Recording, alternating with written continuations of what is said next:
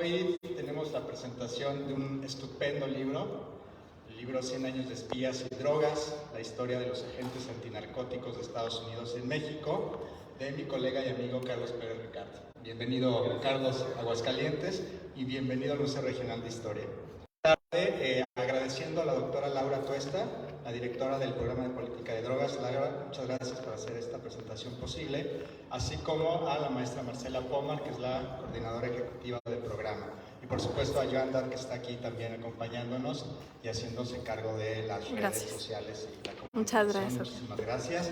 Y bueno, por supuesto también a la historiadora Violeta Tradición Mondragón, que es la directora del Museo Regional de Historia de Aguascalientes, también un agradecimiento profundo. Bueno, justo ayer en la tarde, cuando estaba preparando el guión, que no, al final no preparé ningún guión para esta presentación, me puse a googlear un poco acerca de la DEA en México y me encontré tres noticias que aparecieron recientemente en los medios, en 2 o 3 días atrás, en Milenios, en varios, etc.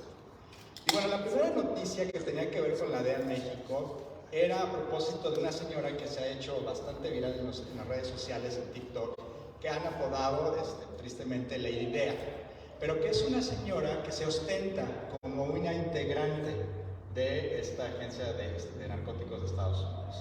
Y la noticia me llamó muchísimo la atención, no solamente porque la señora hace uso de algo que es muy común todavía en México, lamentablemente, que es el famoso charolazo. Es decir, ella se ostenta como una integrante de la DEA para buscar generar cierta impunidad a sus acciones. Pero bueno, eso me llevó a preguntarme hasta qué punto, en efecto, la DEA está realmente incrustada en nuestro imaginario social y cómo la hemos adoptado a esta agencia de seguridad de narcóticos estadounidense incluso en nuestra vida cotidiana. Una segunda noticia que encontré ayer hablaba sobre una operación, no sé si secreta o no, porque los medios no fueron muy claros, sobre la DEA en México. Y decía que la DEA había contactado a integrantes del cártel Jalisco Nueva Generación y a través de esos contactos y de tener informantes habían logrado capturar a una banda de traileros que traficaban drogas en Estados Unidos. Y justamente me hizo reflexionar mucho lo que estamos a punto de escuchar hoy acerca del libro de la DEA en México.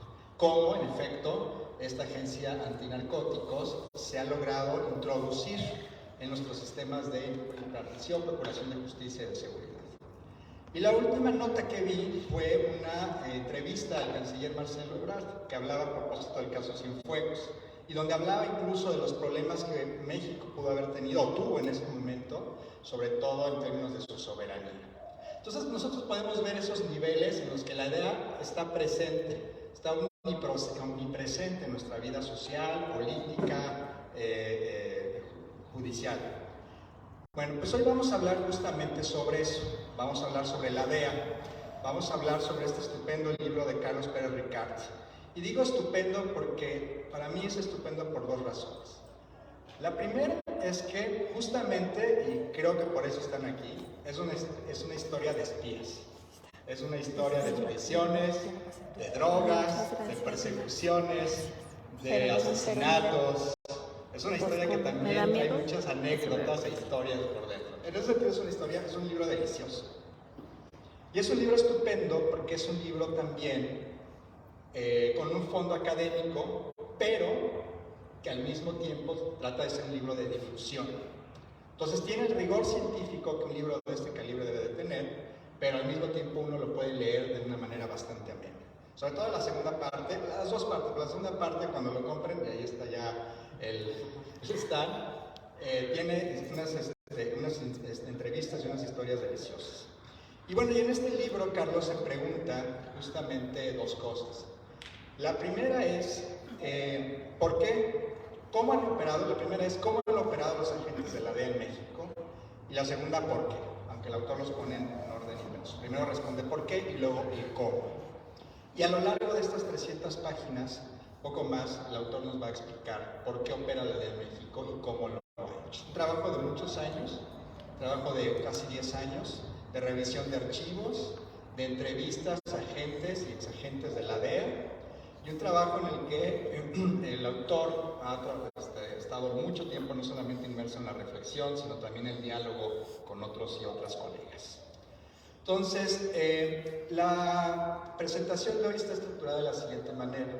Primero, después de esta muy breve introducción, vamos a escuchar a tres también estupendos y muy queridos colegas y colegas del CIDE, la doctora Sonja Wolf, el doctor Mike Bess, el doctor Andrew Paxman, quienes hablarán un poco algunas impresiones y reflexiones sobre este libro que nos van a compartir con nosotros, por supuesto con el autor, y a continuación escucharemos al autor en su presentación y en la presentación de este libro.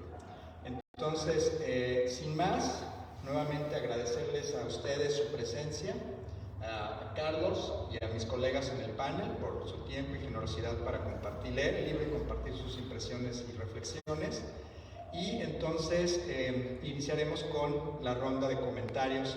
Les había comentado que unos 8 o 10 minutos estaría genial, ¿no? Para después quizás hacer una conversación con el autor, con nuestro público. Y bueno, vamos primero, les iré presentando y iré dando sus semblanzas de acuerdo al orden de la presentación.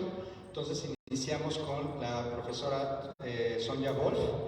Leo brevemente su semblanza. Sonja Wolf es doctora en Política Internacional, Universidad en Reino Unido, Aberystwyth, y profesora investigadora con cátedra CONACYT, adscrita al programa de política de drogas del Centro de Investigación y Docencia Económica CIDE México.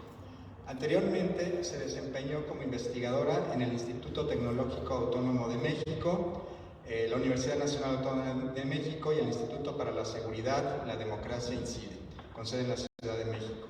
Sus intereses de investigación se centran en la violencia, la seguridad y la migración, especialmente en México y Centroamérica. Es autora de Mano Dura, The Politics of Gang Control in El Salvador, publicada por University of Texas Press, y directora además de un documental que ha sido muy exitoso, perdón Carlos por la propaganda de mi colega, pero tengo que hacerlo, un documental que ha sido muy exitoso, ¿no? Que se llama The Vertical Border y que además se ha presentado, hay todo un ciclo de presentaciones de este documental aquí en Aguascalientes, donde la doctora Wolf examina la migración forzada y las políticas migratorias hostiles de México y Estados Unidos.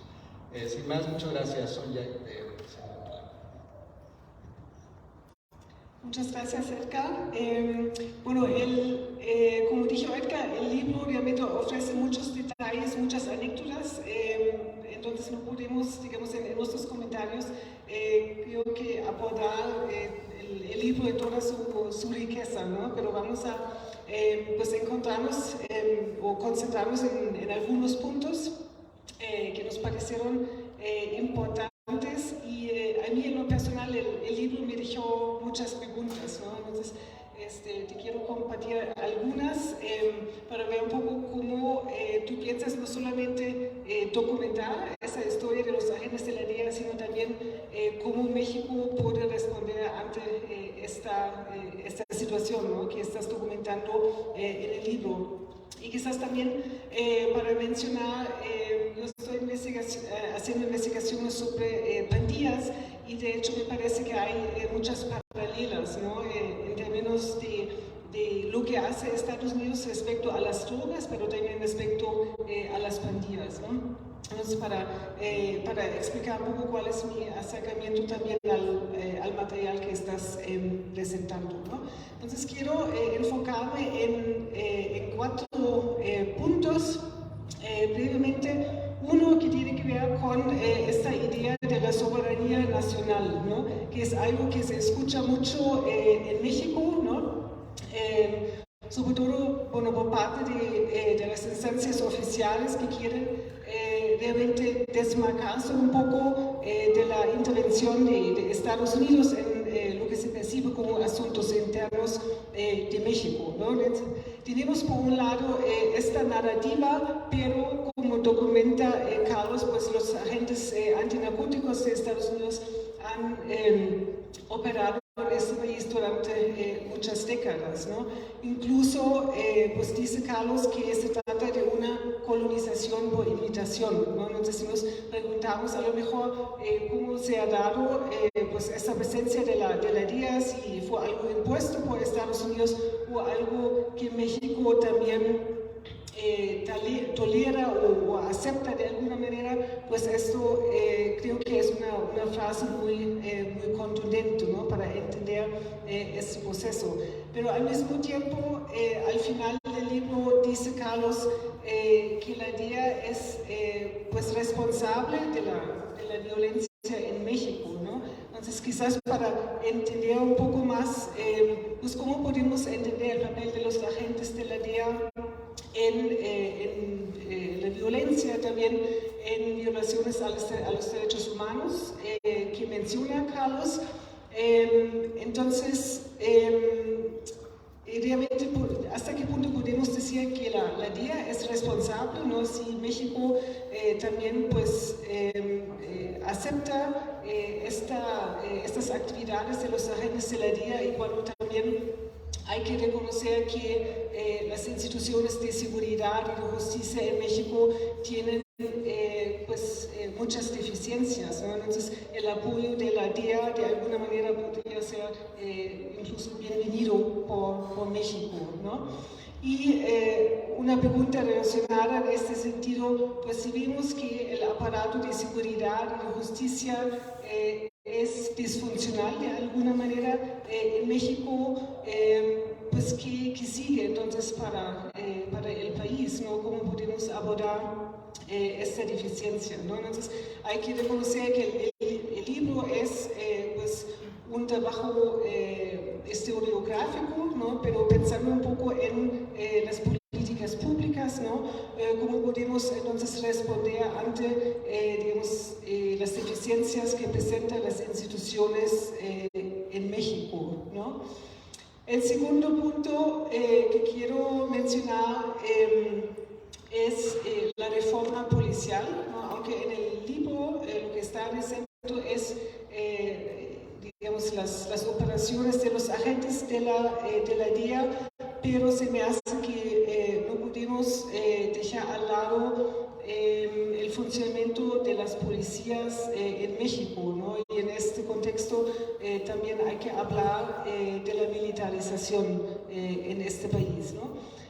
Otra fase que me pareció muy interesante que aparece en el libro es todo cambió para seguir igual, ¿no? Entonces eso es muy relevante cuando pensamos en la reforma policial, porque como explica Carlos, pues no solamente vemos que la DEA tiene sus orígenes también en otras instituciones, sino también las policías en México también han pasado pues, por distintas etapas, ¿no? Pero lo que vimos es realmente la creación de nuevas agencias, aparecen nuevos nombres, ¿no? Pero los problemas estructurales persisten en las diversas agencias, ¿no? Entonces todo sigue igual en este sentido, ¿no? Creo que lo curioso es que Estados Unidos pues, ha creado programas de entrenamiento para policías, no solamente en México, ¿no? También en muchos otros países, pero vemos que a pesar de toda la inversión que se ha hecho en programas de asistencia en seguridad, programas de entrenamiento, realmente los resultados han sido muy pocos a lo largo de los años, ¿no? Y quizás esto parece más curioso si recordamos que en Estados Unidos sí hay mecanismos de rendición de cuentas, ¿no? Como los distintos comités en el Congreso, pues también la Oficina de Responsabilidad Gubernamental, ¿no? Entonces hay mucha evidencia que nos muestra que toda la inversión que Estados Unidos ha hecho pues no ha tenido los resultados esperados, ¿no? Entonces quizás una pregunta sería pues ¿por qué esto se ha dado, ¿no? A pesar de la evidencia con la que contamos, y cómo entonces cómo podríamos hacer estos programas más efectivos o dónde deberíamos trabajar en cambios, ¿no? La corrupción se menciona, pues, digamos, se hace cierto énfasis en la corrupción en México. Quizás me hubiera gustado ver un poco más sobre la corrupción entre los agentes estadounidenses, y de todas formas, como esto aparece como un problema tema muy importante, ¿no? Que no necesariamente ha impedido la colaboración entre México y Estados Unidos, pero es un tema que no se puede ignorar, ¿no? Pero nuevamente pensando en términos de políticas públicas, cómo se podría a lo mejor trabajar en este tema, ¿no? Si tú crees que esto es algo que efectivamente se puede controlar. Y también la situación de derechos humanos. Se menciona pues, las violaciones a los derechos humanos que se han dado en el contexto de la guerra contra las drogas en México. También se mencionan las víctimas, ¿no? Pero creo que cuando hablamos, digamos, de esta perspectiva que se me hace muy interesante, ¿no? Para entender, digamos, la visión y el mundo de los policías, creo que también sería importante hablar de los derechos humanos de los policías, ¿no? Porque pues muchos policías trabajan en condiciones difíciles, inseguras, ¿no? Entonces, a la par de la corrupción, quizás deberíamos hablar más de cómo dignificar la profesión policial en México, ¿no? Y cierro este punto con el tema de la militarización. En el libro se menciona que los agentes de la DEA tradicionalmente han preferido trabajar con los policías en México, no con los militares, ¿no? Pero vemos que en México los militares están pues desplazando a los policías, ¿no? Cada vez más. Entonces, ¿qué significa esto? A lo mejor para el trabajo de los agentes antinarcóticos que están trabajando en México, ¿no? Luego, en términos de la estrategia punitiva, ¿no? Que prevalece en lo que es el tema de las drogas, se me hace muy interesante cómo Carlos explica cuáles son los incentivos detrás de esa estrategia, ¿no? Porque también podría parecer sorprendente que esta estrategia se haya mantenido a lo largo de mucho tiempo, a pesar de la evidencia que indica que es una estrategia fallida, ¿no?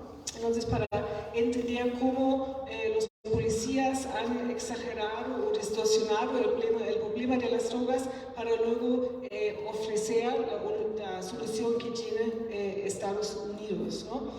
Quizás la pregunta que tengo tiene que ver con las narrativas, ¿no? Que han sido muy importantes para definir el problema de las drogas, o también han sido importantes para hablar de quiénes son los buenos y los malos, ¿no? En esta guerra contra las drogas, ¿no? Entonces vemos que a lo mejor los buenos, como podríamos pensar de los policías, quizás no son tan buenos, ¿no? Porque también participan en la violencia, también cometen abusos, ¿no? Entonces me pareció interesante que el panorama de los actores armados pues, parece más complejo, ¿no? En esa historia que nos estás comentando, ¿no? Pero en términos de las narrativas, vemos entonces que ciertas narrativas han sido muy influyentes a lo largo del tiempo, ¿no? Y por otro lado también vemos cómo hay investigaciones académicas que presentan evidencias respecto a estrategias alternativas, ¿no? Que se podrían implementar, ¿no? Como a lo mejor digamos, las narrativas que están construyendo desde la academia podrían hacer frente a las narrativas dominantes, ¿no? Si queremos realmente cambiar la política de drogas en México y en otros países, ¿no? Y voy a terminar con mi último comentario. También sobre la estrategia, ¿no? Entonces se explica muy bien cuál es la estrategia, la Kingpin Strategy, que se ha empleado para desmantelar a los grupos criminales, ¿no? Y eso también es un poco una estrategia que se usa contra las pandillas, ¿no? También en Centroamérica. Entonces vemos que hay un problema en el trabajo policial, ¿no?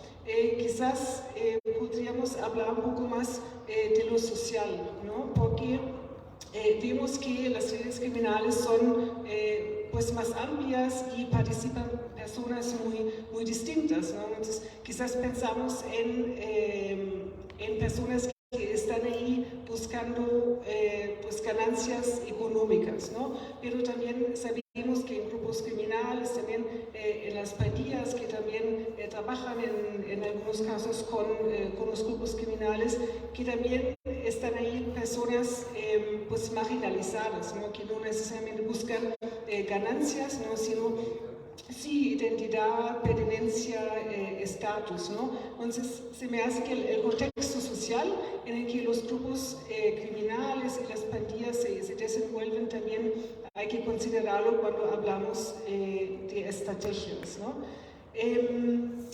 Entonces, pues cierro con esto, quizás también con la duda de cómo podemos lograr que Estados Unidos vea más los problemas también en su jurisdicción, ¿no? Porque lo que queda muy claro en el libro es que Estados Unidos presta ayuda a otros países, ¿no? Pero realmente esta ayuda sirve para realmente abordar los problemas de Estados Unidos, o lo que ¿no? Es una manera de intentarlo, pero sabemos que estos problemas son compartidos por Estados Unidos en el sentido de que la demanda de drogas existe en Estados Unidos, también las pandillas, algunas se originaron en Estados Unidos, entonces este enfoque en otros países pues es parcial, ¿no? Porque no estamos viendo lo que sucede en Estados Unidos.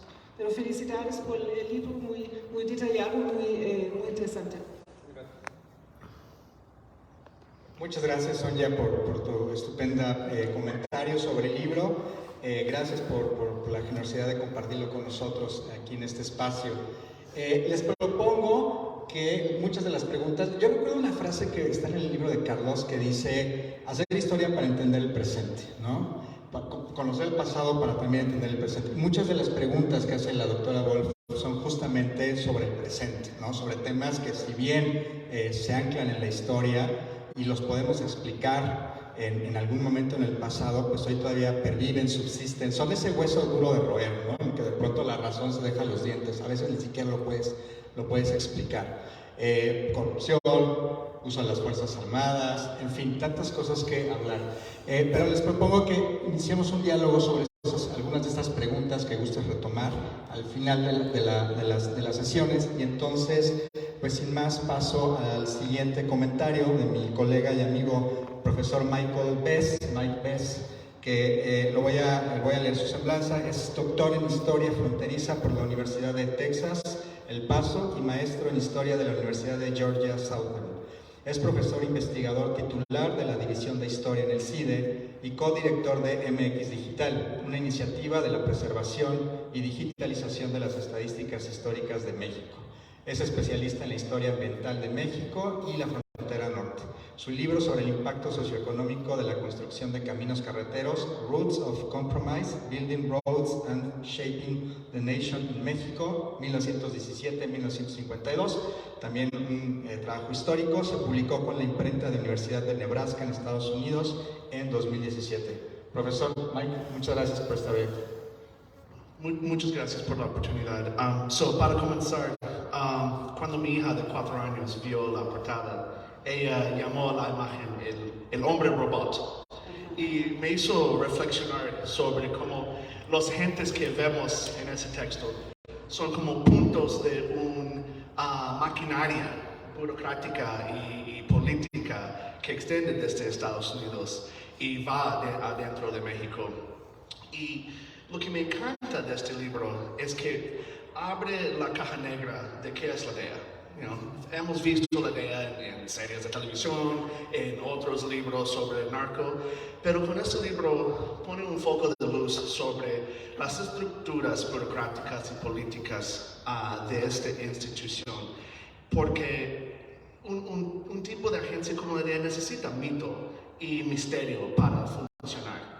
Y si podemos ya deconstruir estos mitos y poner luz sobre estos lados oscuros de sus actividades, encontramos que es otra institución burocrática que busca proteger sus presupuestos. El objetivo de de la DEA no es acabar con la guerra contra el narcos, sino proteger sus presupuestos y seguir justificando su existencia dentro del gobierno federal.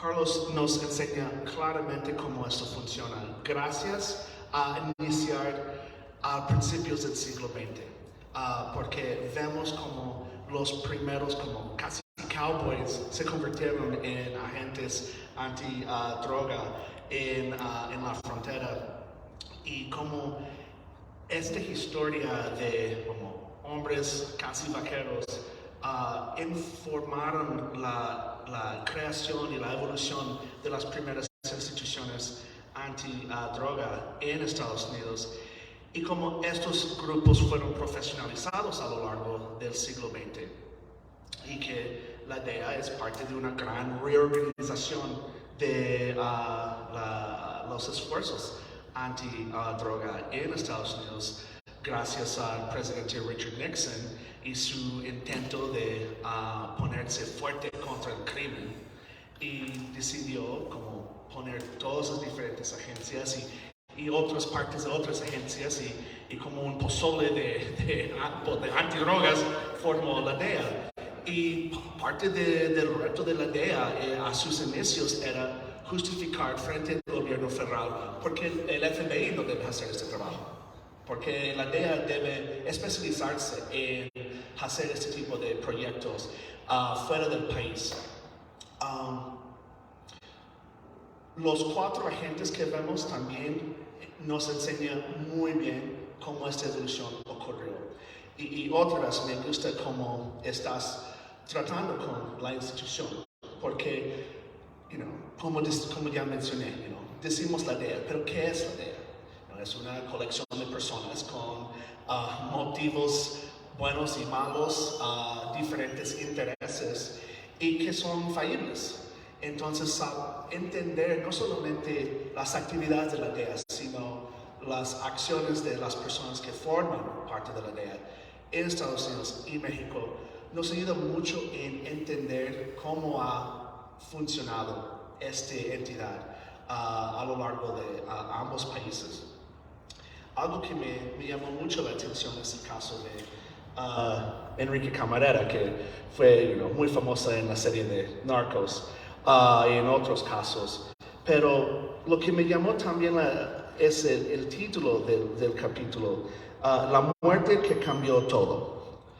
Y lo que me llamó la atención es que vemos esto varias veces en la historia de Estados Unidos, que un momento de shock, crisis, se convierte en una respuesta de sobrereacción.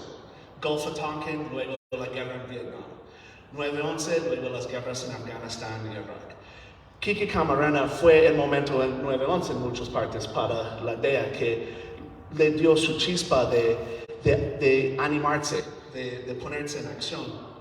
Y en el caos de buscar Camarena, perdón por los spoiler alerts, pero transportó toda una infraestructura burocrática a México porque no podía confiar, no quería confiarse en los policías locales, y llevaron decenas de agentes. Y ver a esta reacción casi personal de la agencia es muy interesante, ver cuáles son los motivos de cómo funciona la DEA. Y lo que me interesa es por qué escogiste a estos 4. Veo que los 4 agentes que cuando compran el libro van a conocer mejor son Alvin Scharf, Joe Arpaio, muy famoso en Arizona por ser racista y policía allá, Enrique Camarena y Héctor Becker, perdón por mi pronunciación. Pero vemos que hay 2 angloamericanos, 2 americanos con raíces mexicanas.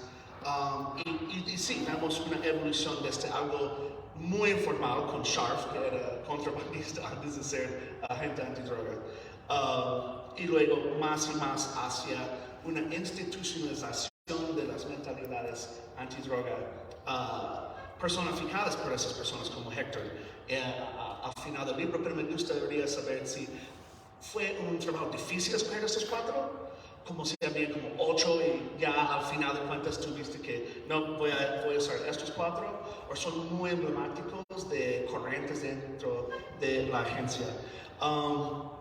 También lo que me gusta de este libro es que tiene un ojo al público. Muchas veces cuando académicos estamos preparando textos, solo estamos pensando en nuestros otros lectores académicos.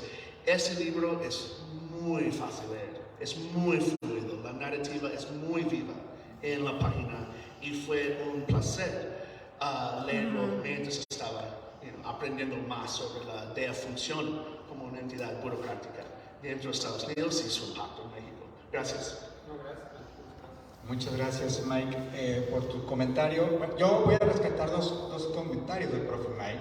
El primero es, la misión de la DEA no es acabar con la guerra contra el narco, ¿no?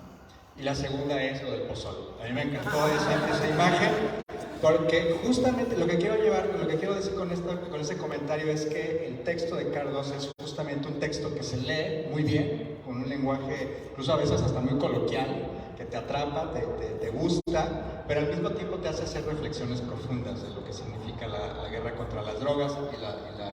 Yo rescato lo de comprar el libro. Ahí están.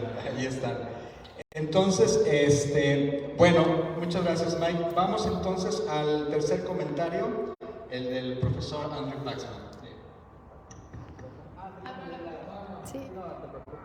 Por supuesto, al doctor Andrew Paxman, profesor de Historia y Periodismo del CIDE, discúlpame, Andrew, es coautor de El Tigre, Emilio Azcárraga y su Imperio Televisa, autor de una biografía del magnate William Jenkins, titulado En busca del señor Jenkins, y coordinador del libro Los Gobernadores, caciques del pasado y del presente.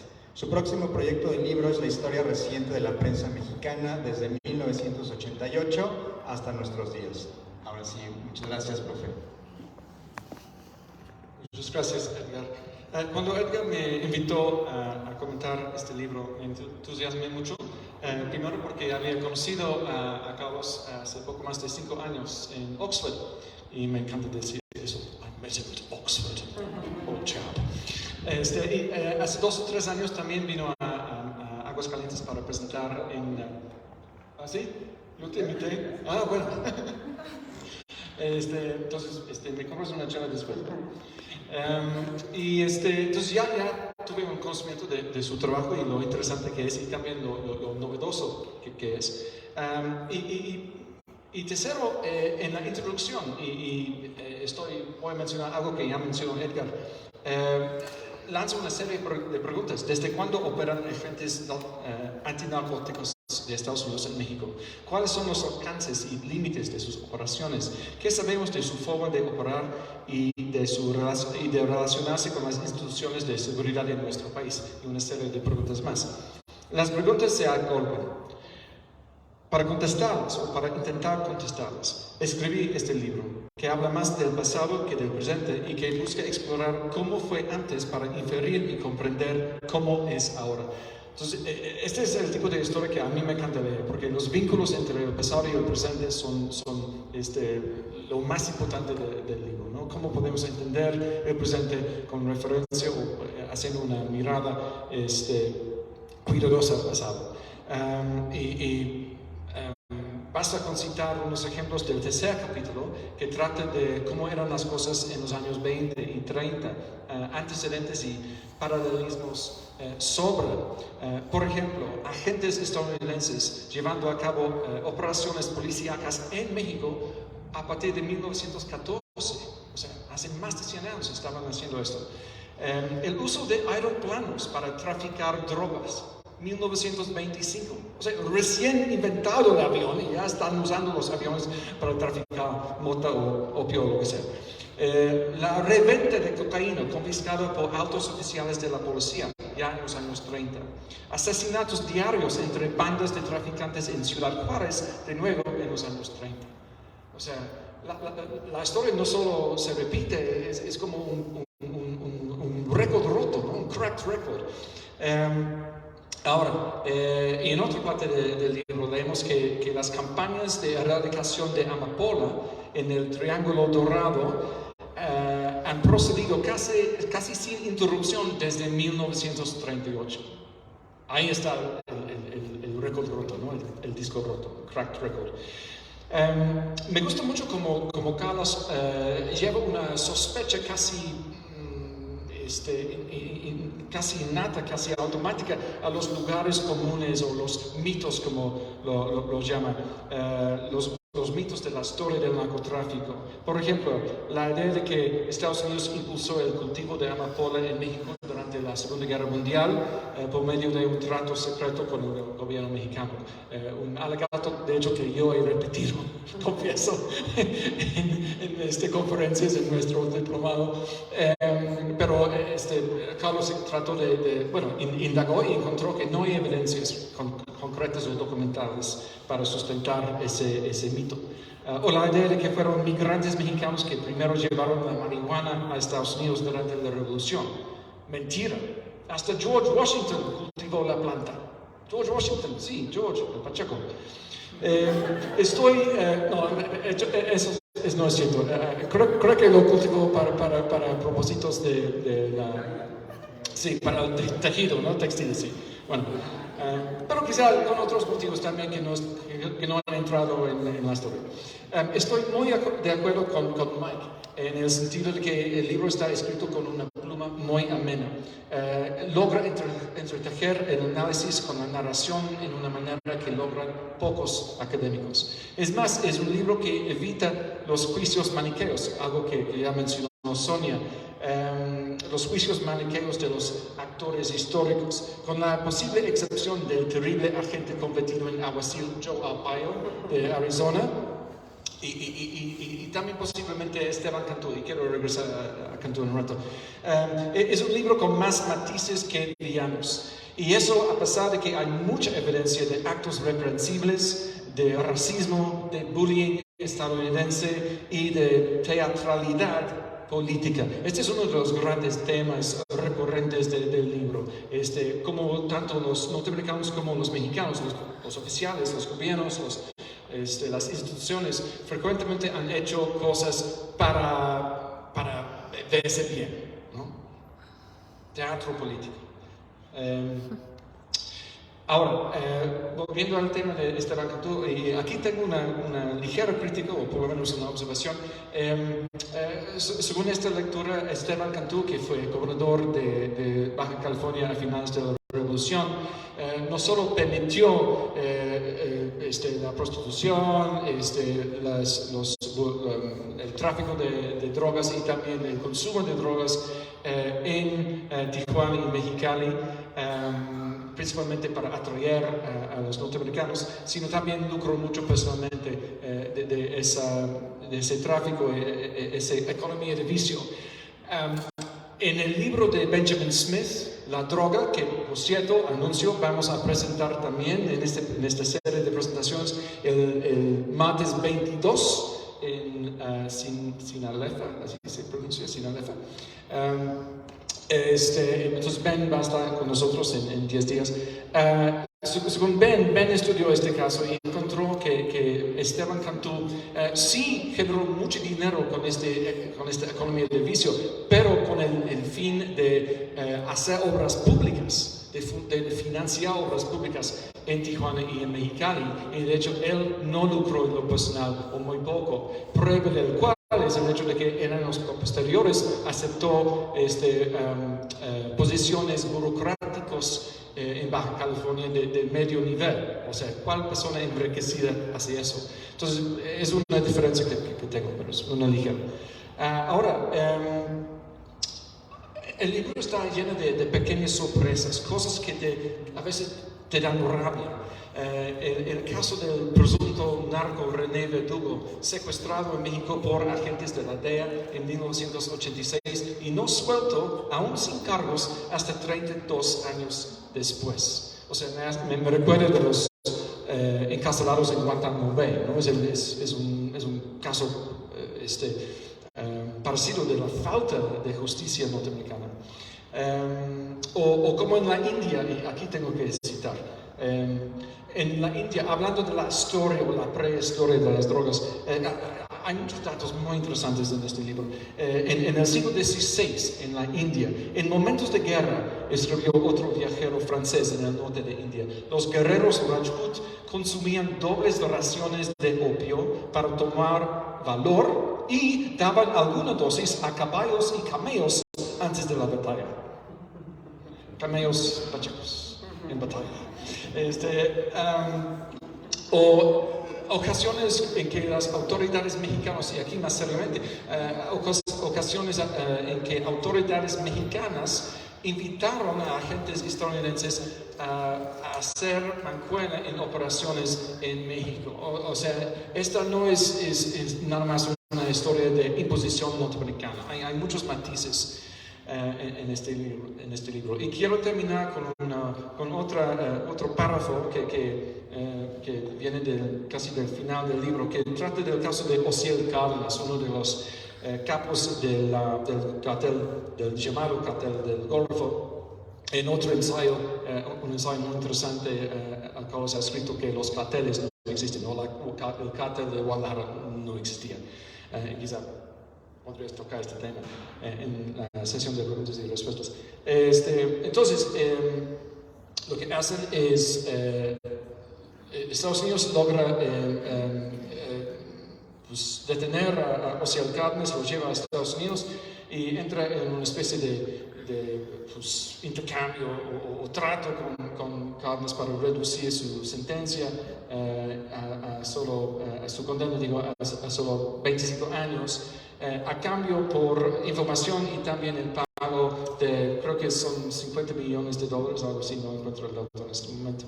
Pero este dinero no está repartido entre las víctimas, no, está repartida entre las oficinas de la DEA. Y al final, Carlos comenta, la transfiguración de Osiel Cárdenas en informante de la DEA y en su mecenas, a cambio de una reducción de su condena, están ahí para recordarnos que la realidad siempre es más poderosa que la ficción. Es también un recordatorio de que en la guerra contra las drogas, las víctimas son una nota al pie, apenas un daño colateral. Al final ganan los de siempre. Es muy triste. Muchas gracias. Muchas gracias, Andrew. Yo estaba temblando cuando estaba escuchando a Andrew Paxman hablar porque estaba sacando todas las historias fantásticas, todos los detalles curiosos del libro y dije, Dios mío, ¿y qué vamos a vender cuando termine la presentación? Pero queda mucho material todavía, afortunadamente. Y bueno, ya tuvimos varios comentarios, reflexiones sobre el libro, ya más o menos estamos con ciertas ideas de por dónde va, pero bueno, ya llegó el momento de escuchar ahora sí la verdadera historia del libro, qué es lo que dice, ¿no? ¿Cuál es el argumento principal y lo tendremos de la voz de su autor. Voy a permitir leer brevemente su semblanza. Carlos Pérez Ricart, profesor investigador de la División de Estudios Internacionales del CIDE, es licenciado en Relaciones Internacionales por el Colegio de México y doctor en Ciencias Políticas por la Universidad Libre de Berlín. Entre 2017 y 2020 fue docente e investigador postdoctoral en St. Anthony's College, Universidad de Oxford, Reino Unido. Es miembro del Sistema Nacional de Investigadores de México y es uno de los 5 expertos que componen la Comisión para el Acceso a la Verdad, el Esclarecimiento Histórico y el Impulso a la Justicia de las Violaciones Graves a los Derechos Humanos cometidas de 1965 a 1990. La investigación del profesor Pérez Ricart ha sido publicada en varias revistas científicas, así como en una veintena de artículos de divulgación y capítulos de libros sobre comercio de armas, política de drogas, crimen organizado y seguridad en la relación entre México y Estados Unidos. Sus más recientes publicaciones son el libro que hoy estamos presentando, además de Gun Trafficking and Violence from the Global Network to the Local Security Challenge, Palgrave 2021, y próximamente se publicará un libro en 2022 por Routledge que se llama Crime, Violence and Justice in Latin America. Adelante, Carlos, muchas gracias. Buenas tardes a todos. Muy agradecido con Edgar, muy agradecido con Laura muy agradecido con todo el CIDE, una muestra de cómo a pesar de sus dirigentes, el CIDE y su comunidad sigue en pie y sigue haciendo lo que mejor sabe hacer: divulgar, estudiar, investigar, comunicarse. Entonces me da mucho gusto venir a Aguascalientes, la solidaridad de los profesores acá con ustedes y ustedes con nosotros, y ojalá continuemos siempre trabajando a pesar de los malos momentos, los malos tiempos que vivimos todos y todas, ¿no? Quiero comenzar por eso. También decir que yo vine hace 3 años invitado por Andrew no se acuerda, pero me invitó. Y discutimos uno de los capítulos de este libro, que luego fue un paper, pero también es el último capítulo. Recuerdo que estaba Laura, que estaba Samantha, Juan todavía estaba aquí, estaba Edgar, y siempre vi aquí una comunidad vibrante de la que me alegra estar cercano. Si bien no estoy acá, me alegra estar cercano a ustedes. Les voy a platicar cómo comencé a escribir este libro hace unos 8 años, 9 años, cuando comencé a trabajar este tema. Voy a entrar en una historia personal, espero no les moleste. Yo estaba en Alemania estudiando otra cosa, yo había ganado una beca para hacer un doctorado en Historia de las Ideas, en una facultad de filosofía, estaba haciendo más bien temas de filosofía. Cuando se arrecia el tema de la violencia en México, por ahí del año 2010, yo decido volverme a México, terminar mi tema de investigación, decirle a mi profesora con la que estaba trabajando ahí en Alemania que no quería más hacer eso, que quería entender qué estaba pasando acá. Estaba realmente preocupado por lo que pasaba acá y no encontraba respuestas. Y todo el tiempo, no sé si a ustedes les pasa o les pasaba, por ahí de esos años escuchaba todo el tiempo hablar de la DEA. Leí un libro de Anabel Hernández que la verdad es que cuando lo leí me voló la cabeza, Los Señores del Narco. Algunos de ustedes lo conocerán. Y habla mucho de la DEA. Y dice, ¿qué es esto? ¿De qué hablamos cuando hablamos de la DEA? Entonces me metí ahí en internet y buscaba información. Bien poquitas cosas había. Yo no sé si existía ya el PPD, supongo que no, por ahí del 2010. Pero no había nadie en México trabajando estos temas. Entonces volví a aplicar para otro doctorado, volví a ser aceptado y empecé de cero a trabajar eso. Y dije, bueno, voy a dedicarme a entender qué está pasando acá. Entonces era eso, una búsqueda por establecer qué pasa más allá del imaginario social, abrir la caja negra. Como dijo Mike, lo que me interesaba era abrir la caja negra, intentar estudiar cómo operaban los agentes en ese momento, 2010, 2011. Entonces empecé a buscar información y de pronto me vi que no tenía absolutamente nada. Había entrevistado a un par de personas, pero era muy difícil conseguir información de fuentes primarias, hasta que tomé la decisión, aún siendo un doctorado en ciencia política, de voy a hacer un trabajo histórico. Y como trabajo doctoral voy a intentar entender cómo a partir de la historia puedo hacer inferencias del presente.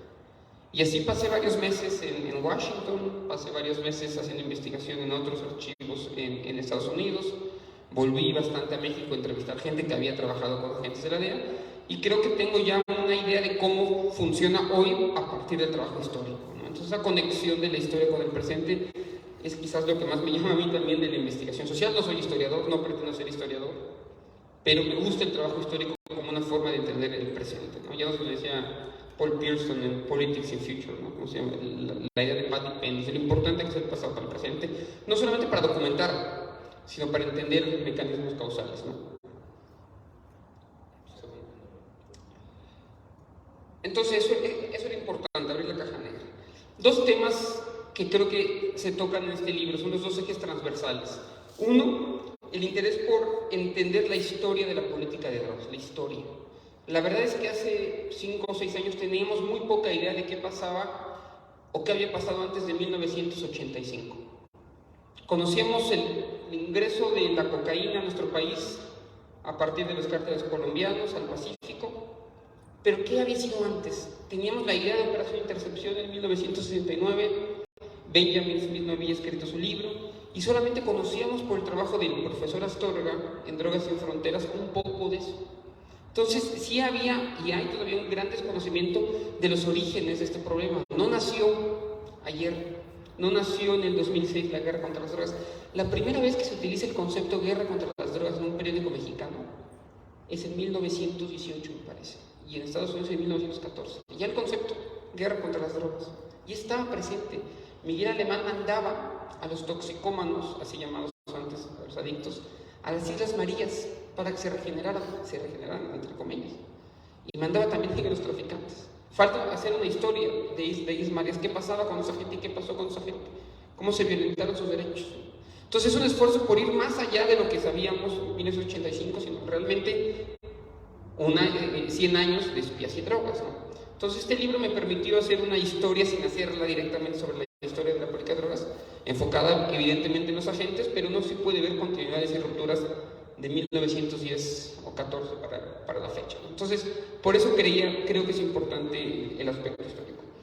El segundo gran eje transversal es la relación con Estados Unidos. Este libro también es un pretexto para hablar de la relación con Estados Unidos desde un punto de vista histórico. Y aquí, a pesar de la crítica que hago a la DEA, y seguramente en las preguntas y respuestas voy a poder hablar un poquito más en esto, voy a hacer ahora una intervención corta para que tengamos más tiempo para charlar. Quizás la pregunta que a mí más me interesaba era entender si era verdad o no esto de la americanización de la política de drogas. ¿Es verdad que Estados Unidos nos impuso la política de drogas y nosotros no tenemos ninguna responsabilidad? Y después de escribir ese libro y de haber investigado bastante, creo que no. Creo que los políticos de este país, las élites de este país, sobre todo las élites conservadoras, los académicos, los médicos de este país, son tan o más responsables de lo que sucedió acá. Es más, las primeras prohibiciones en México no tienen nada que ver con Estados Unidos. Sí es verdad que después constriñen los Estados Unidos, la intervención de la DEA es crucial para esto, hay que señalarla, la señalo en el libro, pero no hubiera sido muy distinto el camino prohibitivo y que criminaliza de nuestro país si Estados Unidos no hubiera ejercido la influencia que ejerció. Entonces hay cierta responsabilidad de nuestras élites.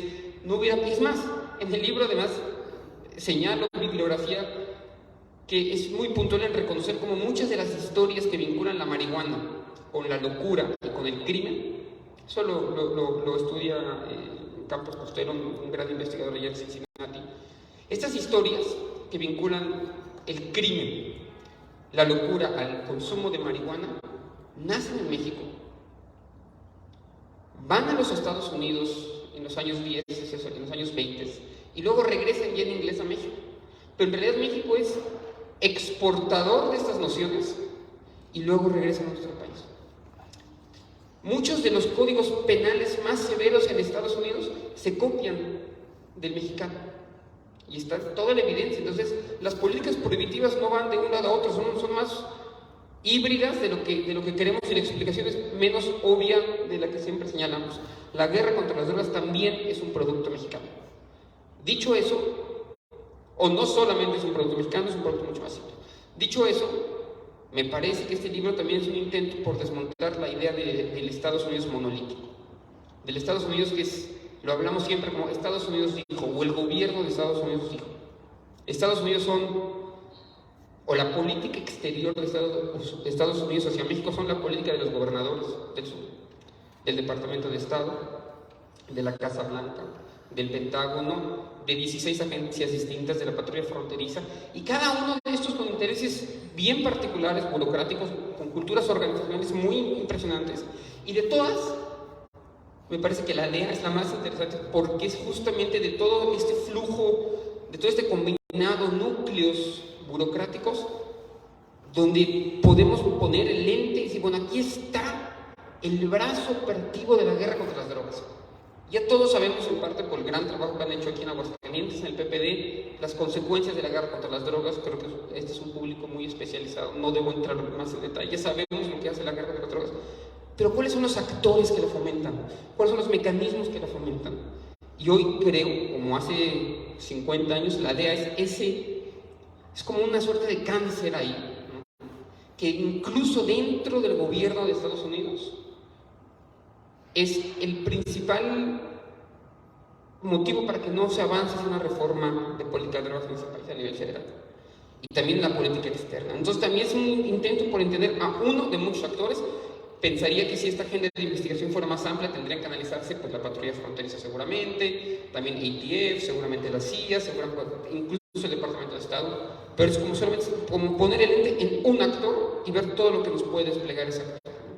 Entonces, esos son los dos ejes transversales, el tema de la historia y el tema de la relación con Estados Unidos.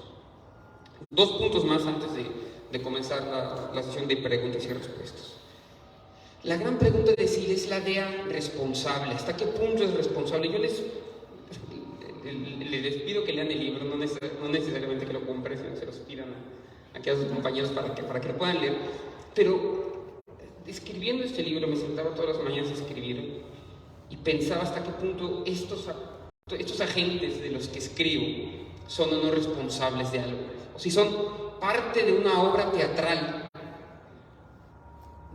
o de una misma máquina en la que están inmersos. Intentaba ser muy empático con ellos, creo que lo logro con excepción de Arpaio y de Bereles, bueno, en realidad de todos, que son personas muy antipáticos, son personas que uno odia cuando está escribiendo y aún así intenta encontrar cierta empatía porque sabe que no son manzanas podridas. O sea, no son gente que entra en una propia lógica y es muy difícil salir de esa lógica de la guerra contra las drogas. Y sus historias de vida, atendiendo a la pregunta que me hace Mike, pues intentan señalar más que la historia de estas personas. En teorías, bueno, en ciencias sociales, en métodos de ciencias sociales, uno se pregunta siempre, bueno, ¿son un caso de qué? ¿Son emblemáticos de qué? Y yo intenté que cada uno de estos agentes en sí mismo pudiera hablarnos de otras cosas. En el caso de Joe Arpaio, que es ahorita quizás a todos no les suena, pero si hacen un poquito de esfuerzo mental, se recordarán de sheriff de Maricopa, en Arizona, sumamente racista. Todavía ya no es sheriff, fue candidato republicano, tuvo una compañía de cohetes espaciales, una historia genial, pero también fue agente de la DEA. Y entonces, por ejemplo, la historia de Joe Arpaio me permitía poner en contexto los vínculos entre las políticas migratorias y las políticas de drogas y ponerlas a conversar. El caso de Camarena me permitía a mí hablar un poquito sobre cómo los agentes de la DEA no son como los de narcos, en el sentido que son blancos, güeros, así que como compañero. No, en realidad son mucho más chicanos de lo que creemos, ¿no? Mucho más cercanos a nosotros, que tienen una relación de amor y odio con México. Entonces eso me permitía como colocar esa. En el caso de la gente, ¿cómo se llama?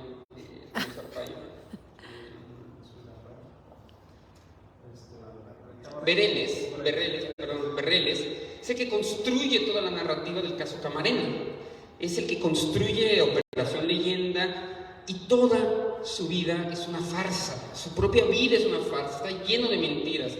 Me fui a investigar periódicos en Turquía desde cuando según esto estuvo en Turquía y tuvo muchos éxitos. Conforme iba leyendo a Berreles, iba desmontando su propia vida. Decía, no puede ser. Dice, qué gran metáfora de la mentira que es la guerra contra las drogas, la vida de este cuate, ¿no? Entonces me permitía decir algo más. Y sobre Camarena, pues ¿cómo voy a hacer un libro de esto si no hablar sobre Camarena? Entonces ahí lo que hice, me imprimí absolutamente toda la investigación del caso Camarena, me encerré 3 meses en una biblioteca y leí de inicio a fin todo. Intenté, pues, que nuestro Camarena, dice Benjamin Smith, espero que lo vengan a ver en 10 días cuando vengan para acá, es Kennedy, ¿okay? Para nosotros. Es una historia a partir de la cual hay tantos mitos, que si lo mató la CIA, que si lo matan los guerrilleros, que si lo mató Bartlett, ¿no? Hay la historia de que Bartlett estaba fumando bazuco mientras veía cómo mataban a Camarena. Hay tantas historias alrededor de todo esto que dije, a ver, voy a sentarme, voy a separar los archivos y abrir una tabla de Excel para ver todas las historias alrededor. Y dije, bueno, voy a intentar en 40 páginas narrar la historia más verosímil posible, como la navaja de Otham, lo más sencillo posible, lo más obvio, y creo que lo logro en ese capítulo en el que describo cómo creo que sucedió el asesinato de Camarena y quién es el responsable. No les voy a decir hoy para que sí compren el libro, pero los 4 agentes eran un pretexto, ¿no? Para hablar de otras cosas. Tengo 8 agentes en realidad.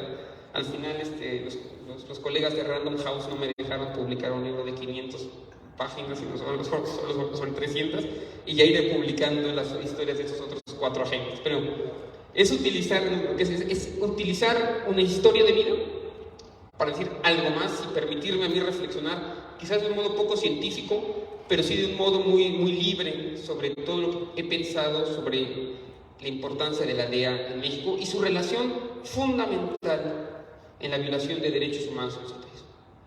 Y ahí sacaban la risa siempre, y ahí sacaba como ese más bajo cojo el último capítulo, Después de 4 capítulos muy narrativos, es un esfuerzo por volver a hacer análisis y a ver cuál es la responsabilidad puntual de estos cuates acá.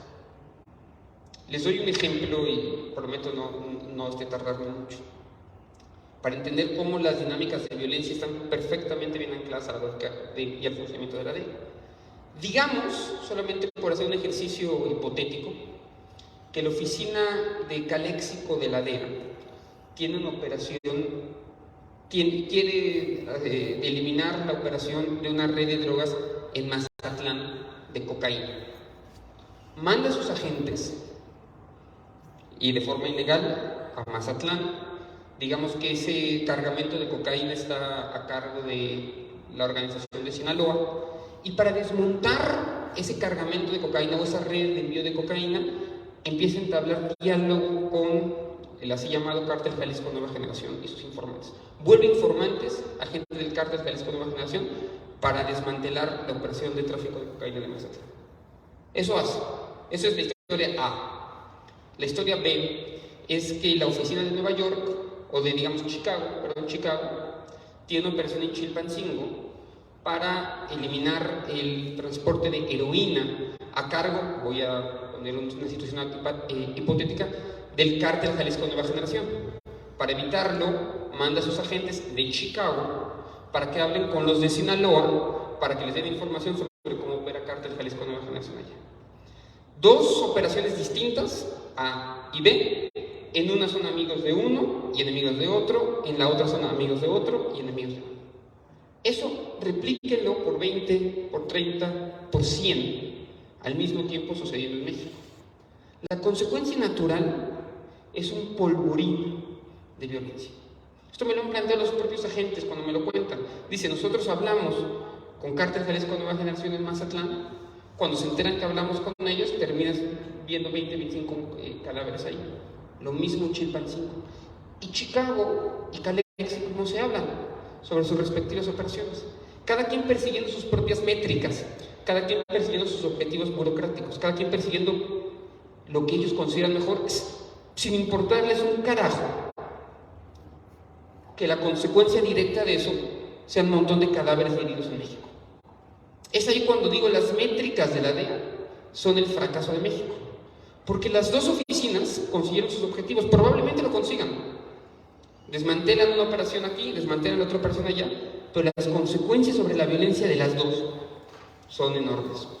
Ya Andrew mencionaba el caso, uno de los casos que voy a estudiar más a detalle en otro libro, el dossier Cárdenas.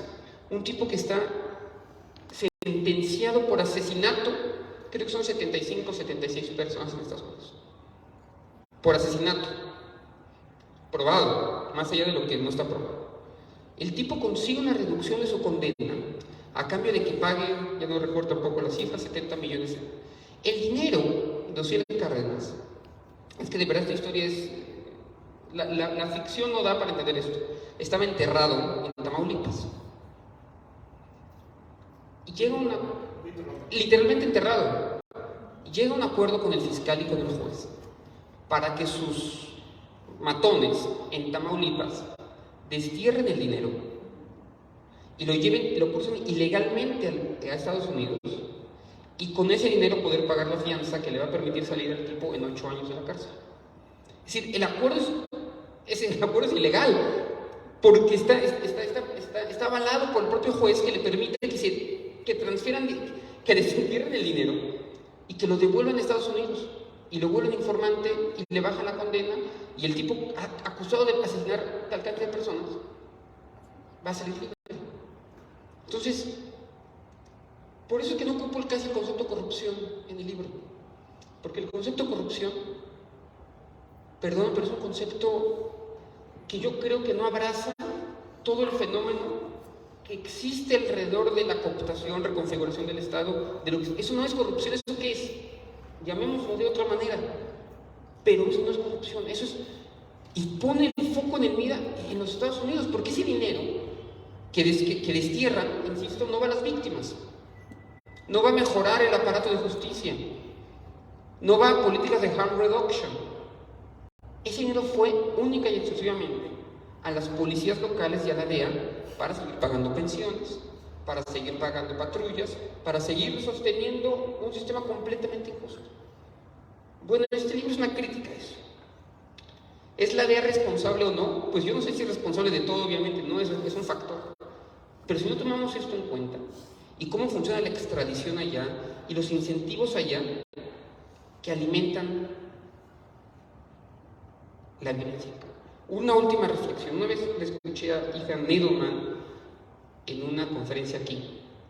Yo lo escuché por streaming, pero él decía que la mejor política de drogas es la política que encuentra un buen balance entre reducir al máximo el problema de salud, que implica el consumo de sustancias ilegales, y reducir al máximo la violencia que se genera por intentar perseguir el mercado criminal. Nosotros nos hemos enfocado únicamente, si acaso, lo primero, si acaso, pero nunca nos ha importado atender la violencia que se genera a partir de intentar eliminar el mercado criminal. Y es aquí cuando yo doy clases de seguridad internacional en el CIDE, creo en la región, creo en América del Norte como región, creo que hay que colaborar, creo que hay que hacer cosas en conjunto, creo que los policías tienen que comunicarse, creo que los sistemas judiciales tienen que comunicarse, pero los intereses están contrapuestos. El interés de Estados Unidos está contrapuesto al interés de México. México tiene siempre que priorizar, y lo entendí hasta el final de este libro, una idea tan sencilla como lo que hay que priorizar es que dejemos de tener muertos acá y tener heridos acá como consecuencia de la guerra contra las drogas. Y ahí, el principal impedimento para llegar a ese punto tiene nombre y apellido, es la Drug Enforcement Administration, DEA, y ha sido así los últimos 100 años. Gracias.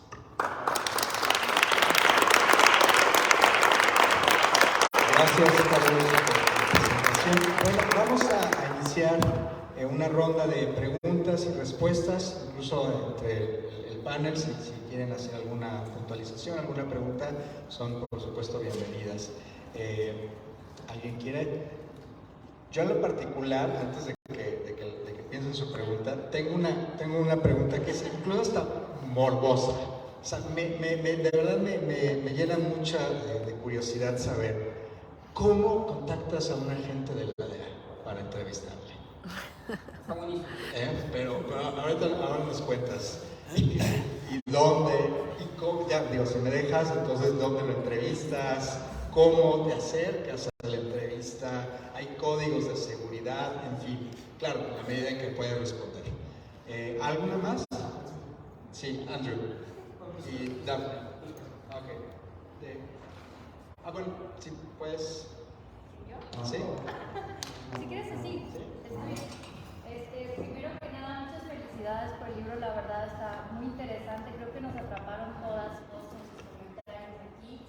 También me pareció muy interesante cómo llegaste al proceso de selección de metodología, es decir, como que no seguiste las líneas establecidas, sino que dijiste, esta es la metodología que mejor a mí me funciona, ¿no? Y esa es la que voy a adoptar. ¿No? Y eso no quiere decir que tengo que ser historiador, que tengo que saber econometría, cosas así, sino que la metodología que tú seleccionaste fue la que mejor te permitió responder tu pregunta de investigación y eso me parece bastante aplaudible. Con respecto a los comentarios que surgieron, una cosa que me pareció bastante interesante es cómo te enfocas en lo micro, ¿no? Muchas veces analizamos la estructura que lleva a que la política de drogas sea como actualmente es, pero no nos fijamos en los personajes que han moldeado esa política de drogas.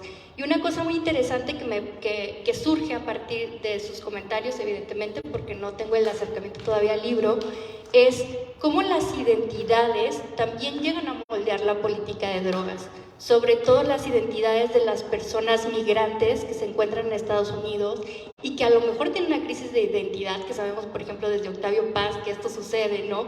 En el que las personas que son hijos de migrantes mexicanos no logran vincularse completamente con la sociedad americana, pero tampoco con los mexicanos, ¿no? Y quiero preguntarte cómo esto lleva a moldear también la política de drogas. Es decir, ¿tú qué observaste con respecto a estas identidades de los agentes de la DEA y qué impacto tiene esto en cómo se tomaban acciones políticas con respecto a las drogas? Muchas gracias.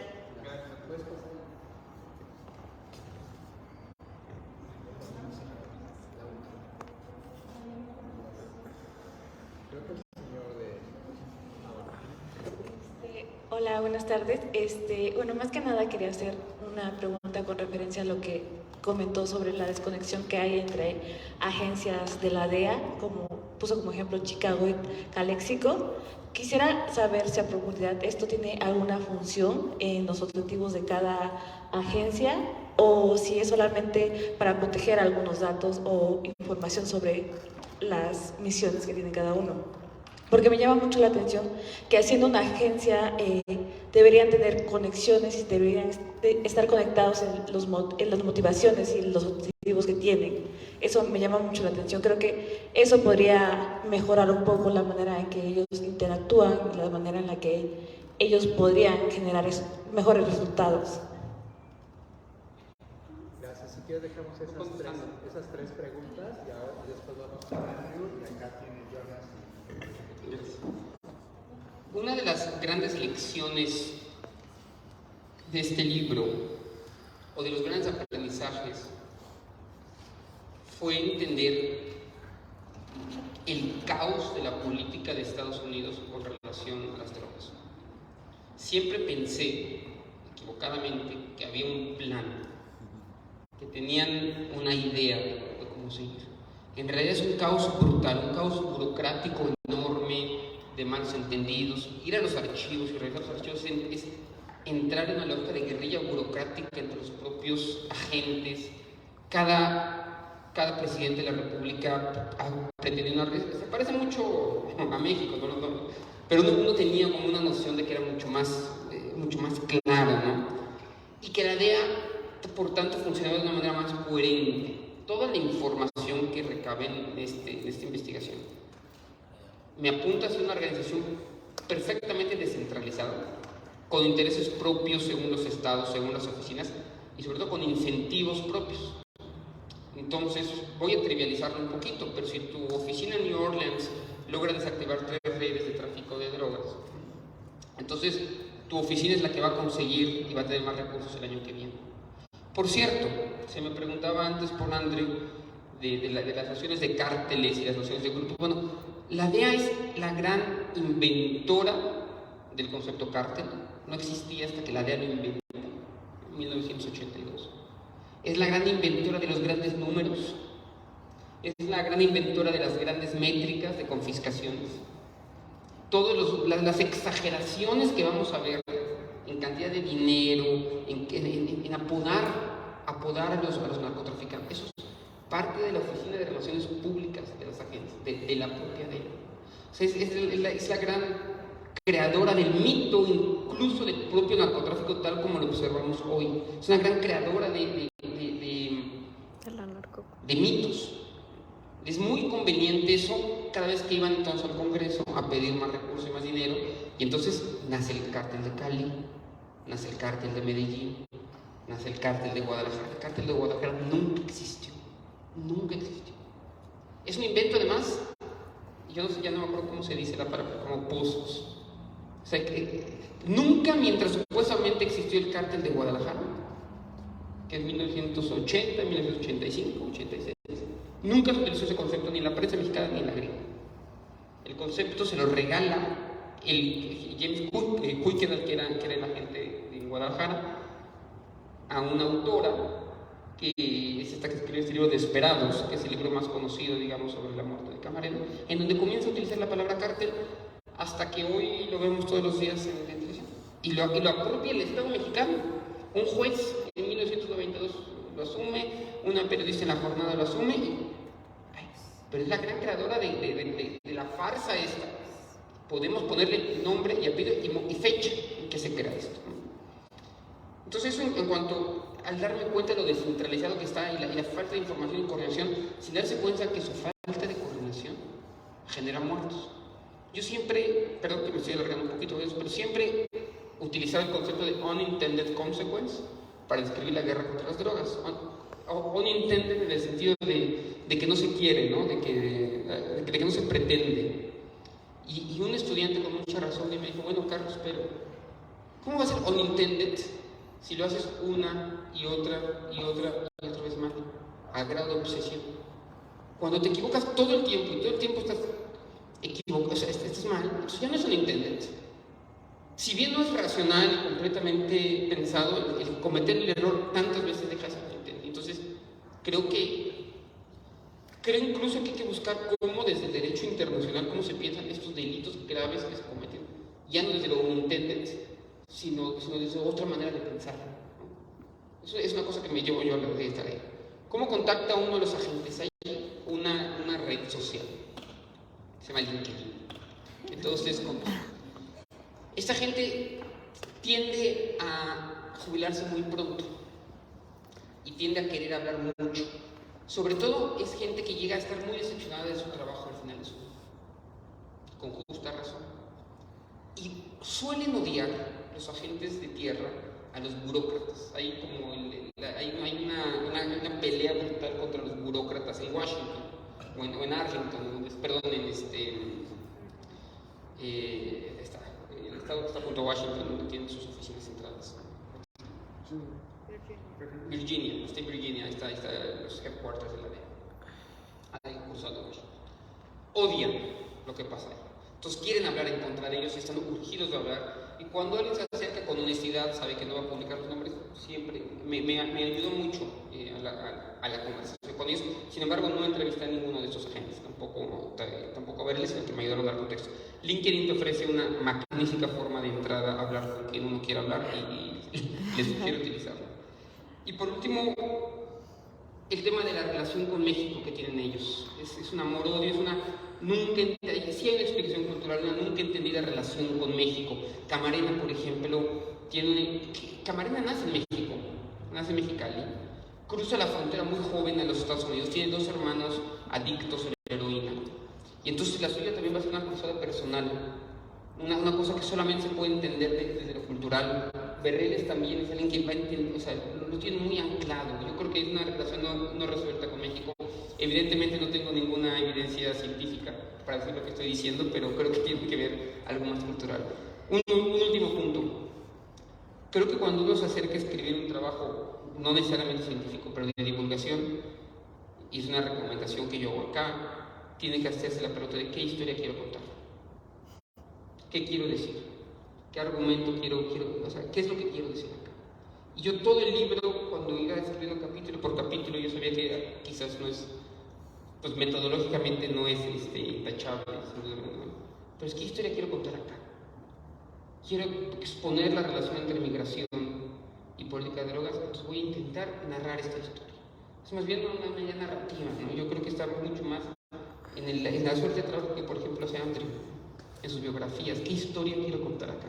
Y yo creo que el académico tiene un espacio para ser muy formal en su investigación, para eso están los papers académicos, pero los trabajos de divulgación no tienen la obligación de contar una historia y decir, hacer un pacto con el lector. O sea, aquí te voy a contar una historia y en esta historia te voy a meter mucha teoría y muchos conceptos, pero te voy a contar una historia. Yo creo que eso está muy en el centro de lo que quise hacer acá. Gracias, Carlos. Vamos a hacer una ronda más porque vienen las manos. Creo que Andrew quería preguntar algo o comentar algo, no sé si todavía Andrew. Y Jonas, acá y los 2 caballeros. Entonces, a ver, les comparto el micrófono. Esta pregunta tiene que ver con el episodio que creo que todos vamos a recordar de hace 2 años cuando arrestaron al general Salvador Cienfuegos en Estados Unidos. Se recuerda de eso, ¿no? Y lo acusaron de negros con el narco, etcétera, creo que estuvo en California. Y después de unos días y un escándalo bilateral lo soltaron. Y tú escribes que los nuevos lineamientos que en 2020 se crearon a raíz de la detención por la orden del general Salvador Cienfuegos en Estados Unidos reproducen palabras más, palabras menos, la negociación de principios de los años 90, es decir, las reglas de operación. ¿Estás implicando que hubiera un quid pro quo? O sea, soltamos a Cienfuegos y en cambio nos das permiso a seguir con lo mismo.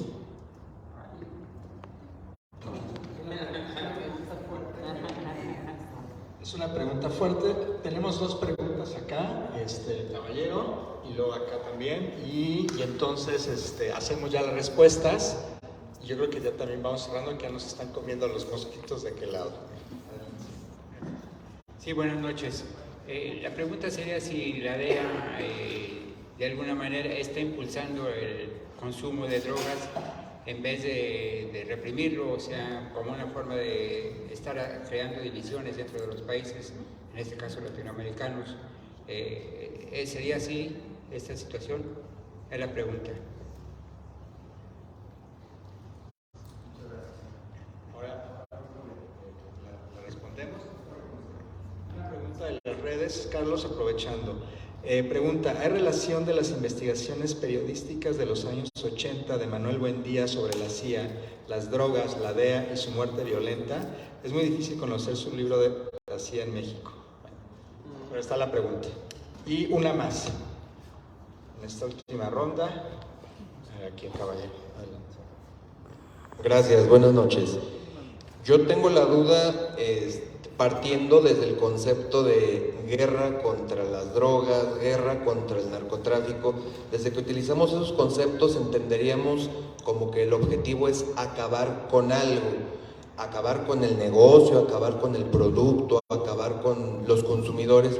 Cuando vemos la cantidad de beneficios económicos que se desarrollan en base al tema de drogas, al tema del narcotráfico, sobre todo en esta época que está tan globalizado todo, vemos el éxito que tienen películas, series, el nuevo juego de Call of Duty, ya están anunciando narcocorridos y todo ese tipo de cosas.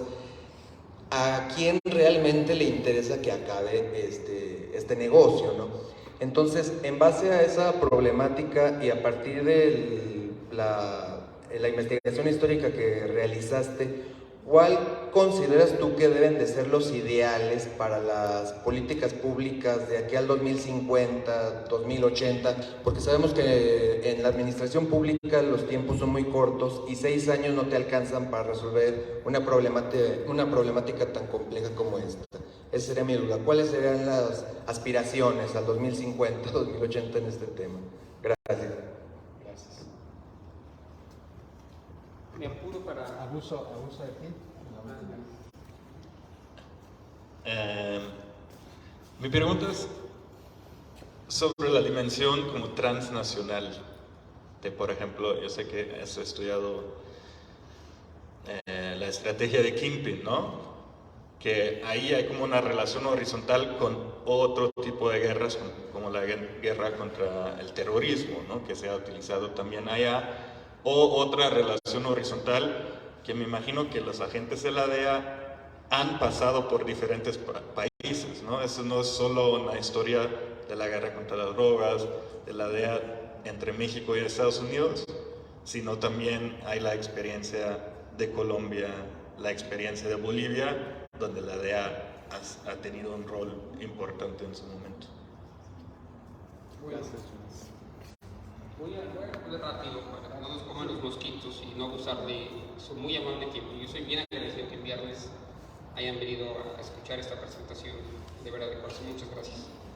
Creo que esta pregunta la voy a anclar con lo que pregunta el señor, de si la DEA, a reserva de que lo hablemos más tarde, ¿no? Ya con una cerveza, pero si la DEA promueve o no promueve esto, ¿no? Y les voy a plantear, ¿en qué año muere Pablo Escobar? ¿1993? Me parece. O 92, 93. Tengo el dato que el año siguiente, me parece que es 94 entonces, es el año en que más cocaína se exporta de Colombia a Estados Unidos. La Kingpin Strategy, la estrategia de matar capos y la estrategia de eliminar a las personas que comercian y solamente hacer eso, tiene dos efectos. El primero es el efecto que ya todos conocemos de fragmentación, Laura misma lo ha estudiado, ¿no? La fragmentación de las organizaciones que genera más violencia. ¿Por qué? Porque hay un montón de pseudo líderes que se pelean por la organización, mucho más violentos que el primero, y entonces tienes una violencia interna. Entonces tienes más muertos. Pero no solamente tienes más muertos.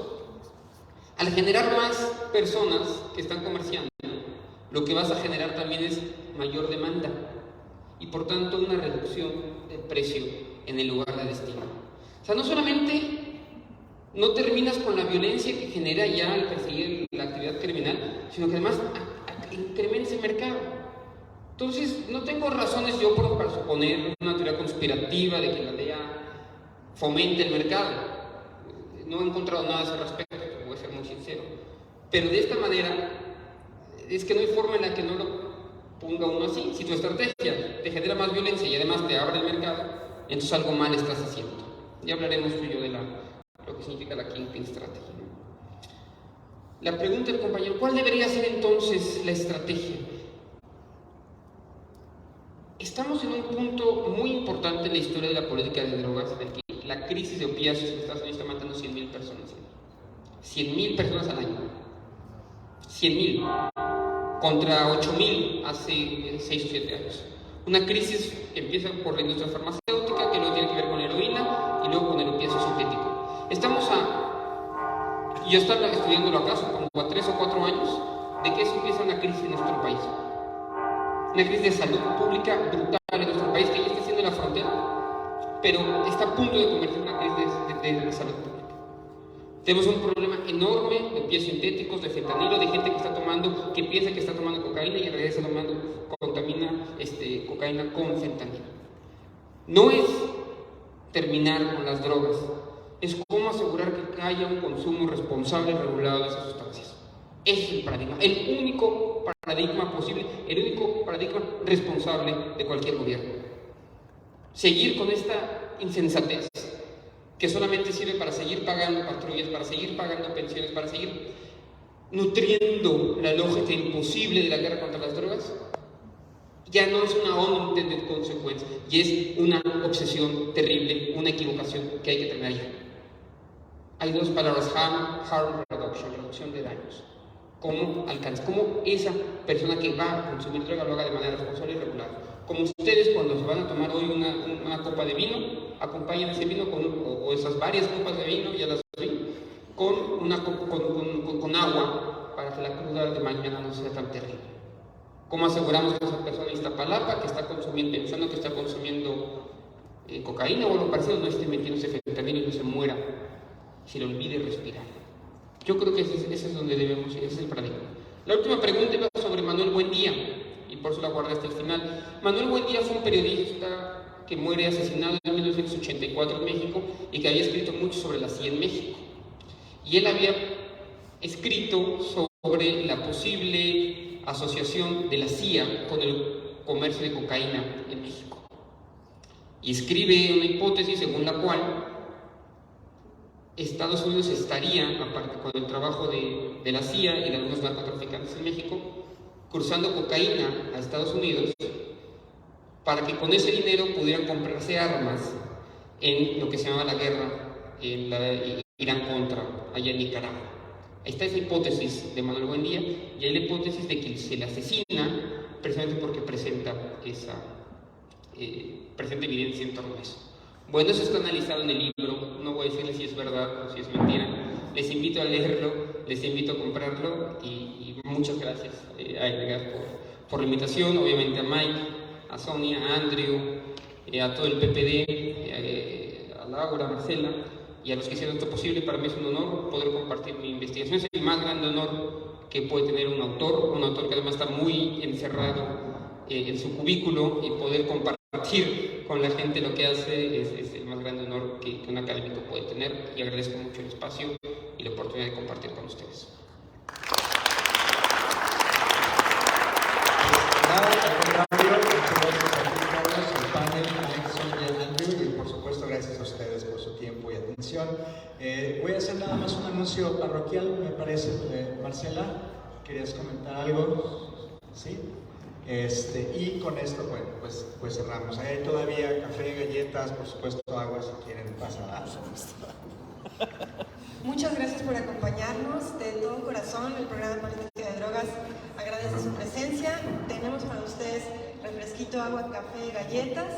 Y por favor no dejen de pasar a la mesa. Está aquí acompañándonos Gonville con el libro del doctor de la editorial, que es una verdadera obra que no nos podemos perder. También les estamos ofreciendo una agenda México-Tenochtitlan, editada en coedición con el Instituto Nacional de Antropología e Historia, que escribe el doctor Eduardo Matos Moctezuma, director del proyecto Templo Mayor, junto con distintos investigadores de distintas universidades del país. Y bueno, está aquí para que empiecen ustedes a llenar su arbolito de Navidad. Muchas gracias por acompañarnos y buenas noches.